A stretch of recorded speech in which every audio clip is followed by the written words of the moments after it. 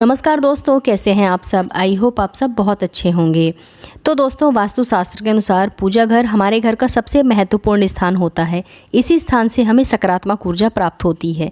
इसलिए अपने घर में पूजा घर का निर्माण करते समय हमें वास्तुशास्त्र में बताए गए नियमों का पालन जरूर करना चाहिए। पूजा घर को हम अपने रीति रिवाज और मान्यताओं के अनुसार सजाते हैं और उसमें अपने आराध्य देवी देवताओं की मूर्तियाँ रखते हैं। परिवार यदि बड़ा है तो ये जाहिर है कि सभी के अपने अपने प्रिय देवी देवता होंगे और प्रत्येक व्यक्ति अपने आराध्य की प्रतिमा अपने घर के मंदिर में स्थापित करते हैं। इससे पूजा घर में देवी देवताओं की संख्या बहुत अधिक बढ़ जाती है, जो कि सही नहीं है। पूजा घर में देवी देवताओं की संख्या सीमित ही होनी चाहिए, जिससे आपको पूजा करने में आसानी हो और सभी देवी देवताओं को संपूर्ण पूजा प्राप्त हो। और भी कई ऐसी गलतियां हैं जो अक्सर अनजाने में हमसे हो जाती हैं और उन्हें लगातार नज़रअंदाज करने पर हमें हमारी पूजा पाठ का संपूर्ण फल नहीं मिलता है। इसलिए हमें पूजा घर में कुछ नियमों का ध्यान ज़रूर रखना चाहिए, जिससे हमें अपनी आराधना का संपूर्ण फल प्राप्त हो सके। तो आइए अब जान लेते हैं पूजा घर से संबंधित महत्वपूर्ण वास्तु नियम। तो सबसे पहली और बड़ी गलती जो अक्सर हम सभी से हो ही जाती है, वो ये है कि मंदिर को अस्वच्छ रखना। पूजा घर के मंदिर में जिसमें आप भगवान को स्थापित करते हैं, उसे आपको कभी भी अस्वच्छ नहीं रखना चाहिए। साथ ही हमें भी पूरी तरह से साफ सुथरा होकर व स्नान करने के बाद ही पूजा घर में प्रवेश करना चाहिए। चप्पल जूते पहनकर या फिर गंदे पैर लेकर पूजा घर में हमें बिल्कुल भी नहीं जाना चाहिए। दूसरी महत्वपूर्ण बात यह है कि हमारे पूजा घर का दरवाज़ा कभी भी दक्षिण दिशा में नहीं खुलना चाहिए। दक्षिण दिशा यमराज की दिशा मानी जाती है, इसलिए इस दिशा में आपको दरवाजे का निर्माण नहीं कराना चाहिए। इस दिशा में भगवान की मूर्तियां भी आपको नहीं लगानी चाहिए और दीपक जो भी आप भगवान के लिए जलाते हैं, उसकी ज्योत भी दक्षिण दिशा की तरफ नहीं होनी चाहिए और देवताओं का मुख भी दक्षिण दिशा की तरफ नहीं होना चाहिए। साथ ही यह भी ध्यान रखें कि देवी देवताओं का मुख एक दूसरे के आमने सामने भी नहीं होना चाहिए। तीसरी बात यह है कि पूजा घर में कभी भी आपको खड़े हुए और नाचते हुए गणेश जी की मूर्ति नहीं रखनी चाहिए। तांडव करते हुए भगवान शिव की मूर्ति या तस्वीर भी आपको अपने पूजा घर में बिल्कुल भी नहीं लगानी चाहिए। और हनुमान जी की या दुर्गा माता की रौद्र रूप वाली तस्वीरें भी आपको पूजा घर में नहीं लगानी चाहिए। किसी भी भगवान की शांत व बैठी हुई अवस्था में अर्थात विराजमान अवस्था में ही मूर्ति आपको अपने पूजा घर में रखनी चाहिए। पूजा घर में किसी भी देवी देवता की खंडित मूर्ति आपको नहीं रखनी चाहिए।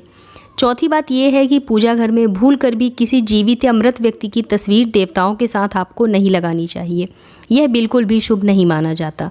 कई लोग साधु संत की तस्वीर पूजा घर में भगवान के पास रख देते हैं। ऐसा करना हमारे वास्तुशास्त्र में शुभ नहीं माना जाता है। घर के मंदिर में पूजा के लिए मूर्तियां रखी जाएं तो किसी भी देवी देवताओं की मूर्तियों की संख्या एक से अधिक नहीं होनी चाहिए। साथ ही उन तस्वीरों या मूर्तियों की ऊंचाई 4 या 5 इंच से अधिक नहीं होनी चाहिए। जहां तक घर के मंदिर में शिवलिंग रखने का प्रश्न है, तो घर के मंदिर में 2 इंच से बड़ा शिवलिंग आपको नहीं रखना चाहिए। यदि आपको अपने घर के मंदिर में हनुमान जी की मूर्ति रखनी है तो बाजार से आप ऐसी मूर्ति लाइए जो बैठी हुई अवस्था में और आशीर्वाद देती हुई अवस्था में हनुमान जी की मूर्ति हो। इसी प्रकार की मूर्तियां आपको अपने घर के मंदिर में रखनी चाहिए। सभी देवी देवताओं की मूर्तियां या तस्वीर प्रसन्न चित्त व मुस्कुराते हुए होनी चाहिए। मंदिर में रखी हुई देवी देवताओं की तस्वीर में कुछ दूरी अवश्य होनी चाहिए। घर के मंदिर में काली माता, भैरव जी और शनिदेव जी की मूर्ति या तस्वीर रखना वर्जित माना गया है। दोस्तों, 5वीं बात है कि हमारे प्राचीन शास्त्रों में पंच देवी देवताओं की प्रतिमा के पूजा के बारे में बताया गया है। इसलिए प्रत्येक घर के मंदिर में इन 5 देवी देवताओं की मूर्ति या तस्वीर जरूर होनी चाहिए। मंदिर में सूर्य देव की तस्वीर अवश्य लगाएं। गणेश जी, भगवान विष्णु व माता दुर्गा और भगवान शिव, इन 5 देवी देवताओं की पूजा आराधना आपके घर में अवश्य होनी चाहिए और सभी इन 5 देवी देवताओं की मूर्ति या तस्वीर भी आपके पूजा घर में जरूर होनी चाहिए। तभी वह पूजा घर संपूर्ण माना जाता है। शास्त्रों में यह भी वर्णित है कि पूजा घर में देवी देवताओं की प्रतिमा या मूर्ति हमारे अंगूठे से बड़े नहीं होनी चाहिए। यदि इससे बड़ी मूर्तियां हम रखते हैं तो इससे आपको उनकी प्राण प्रतिष्ठा करवाने की ज़रूरत पड़ती है और उनकी पूजा में विशेष नियमों का पालन भी हमें करना पड़ता है। ध्यान रहे कि पूजा घर में भूल से भी किसी भी देवी देवताओं की मूर्ति खोखली आपको नहीं रखनी चाहिए। मूर्ति मिट्टी की हो या धातु की हो, वह कभी भी खोखली नहीं होनी चाहिए। ऐसी मूर्तियां जल्द ही खंडित हो जाती हैं। मंदिर में चित्र लगाते समय इस बात का भी ध्यान जरूर रखिएगा कि देवी देवताओं के जो चित्र हैं वो फटे हुए धुंधले नहीं होने चाहिए। छठी बात है कि हमारे प्राचीन काल से ही ये परंपरा चली आ रही है कि लकड़ी, पत्थर, सोने, चांदी या पीतल जैसी धातुओं की ही मूर्तियां घर में रखनी चाहिए। वैसे धातु की मूर्तियाँ आजकल बहुत महंगी हो गई हैं, तो आजकल बहुत सारे लोग पत्थर से बनी मूर्तियाँ अपने पूजा घर में रखते हैं। पत्थर की बनी मूर्तियों को भी सर्वश्रेष्ठ माना जाता है, क्योंकि इन्हें स्वच्छ करना बहुत आसान होता है। साथ ही धातु की मूर्तियाँ भी उत्तम होती हैं, क्योंकि ये जल्दी नहीं टूटती हैं। मिट्टी की मूर्ति रखने से इनके टूटने का भय हमेशा बना रहता है और उन्हें स्वच्छ करना भी बहुत कठिन होता है। इसलिए घर के मंदिर में आपको ऐसी मूर्तियाँ नहीं रखनी चाहिए जो बहुत जल्दी टूटे। आपको ऐसी मूर्तियाँ रखनी चाहिए जो टूटे ही ना, और उन्हें आसानी से साफ स्वच्छ भी किया जा सके। घर के मंदिर में भूल कर भी प्लास्टिक अथवा प्लास्टर ऑफ पेरिस की मूर्तियाँ नहीं रखनी चाहिए। वास्तुशास्त्र में ऐसी मूर्तियों की पूजा करना अशुभ माना गया है, वर्जित माना गया है।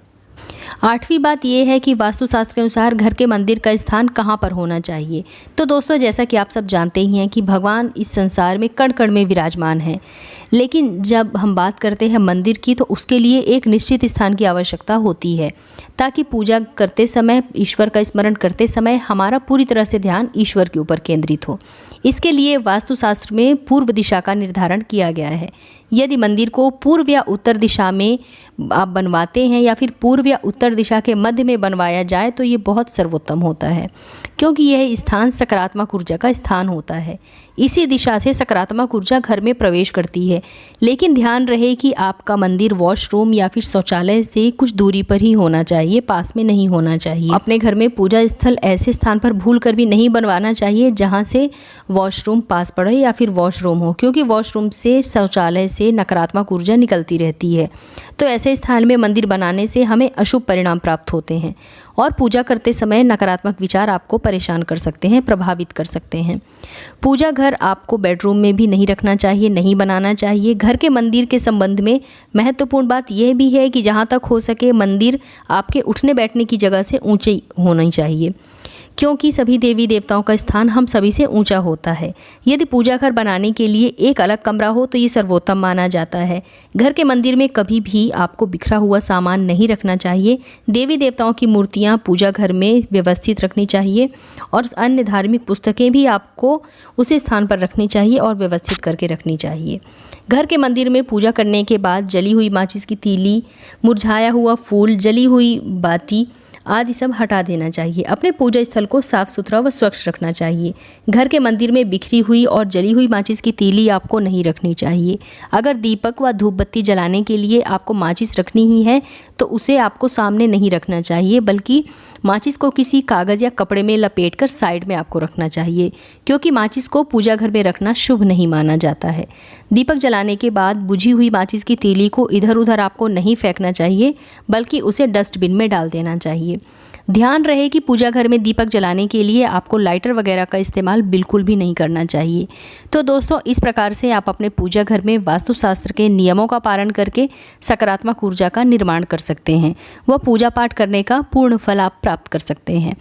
तो दोस्तों, उम्मीद करती हूँ कि आप लोगों को मेरा आज का वीडियो ज़रूर पसंद आया होगा। अगर वीडियो पसंद आए तो इसे लाइक कीजिए, अपने फ्रेंड्स एंड फैमिली के साथ ज़्यादा से ज़्यादा शेयर कीजिए, और अगर आप मेरे इस चैनल पर पहली बार आए हैं तो मेरे चैनल को सब्सक्राइब करके बेल आइकन ज़रूर प्रेस कर दीजिएगा, जिससे कि आपको मेरे नए वीडियो की नोटिफिकेशन सबसे पहले प्राप्त हो। तो दोस्तों, मिलते हैं अपने नेक्स्ट वीडियो में। तब तक के लिए नमस्कार।